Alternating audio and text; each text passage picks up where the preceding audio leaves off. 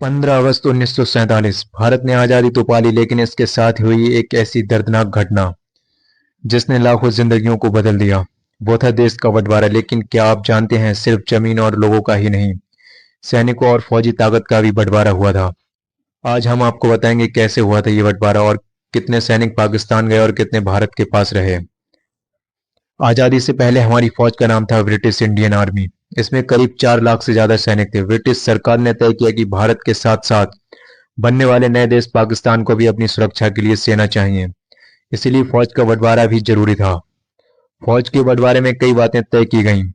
पाकिस्तान को उसकी जनसंख्या और सीमाओं के हिसाब से फौज का हिस्सा मिलेगा।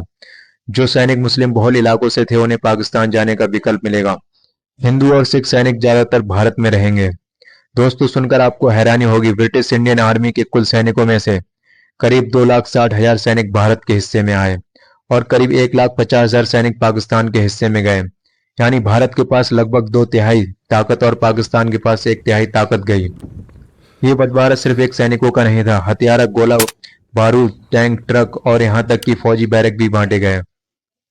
भारत को आजाद होने के लिए भारत को ज्यादा संसाधन मिले, लेकिन पाकिस्तान को भी उसके हिस्से के हथियार दिए गए ताकि वह अपनी नई सीमा की सुरक्षा कर सके।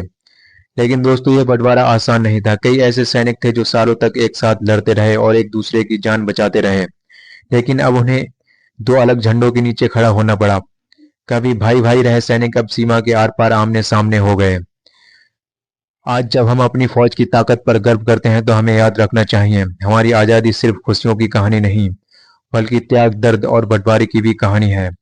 1947 का सैनिक बंटवारा इस बात का सबूत है कि आजादी की कीमत सिर्फ जमीन से नहीं, बल्कि लोगों के दिलों और रिश्तों से भी चुकाई गई थी।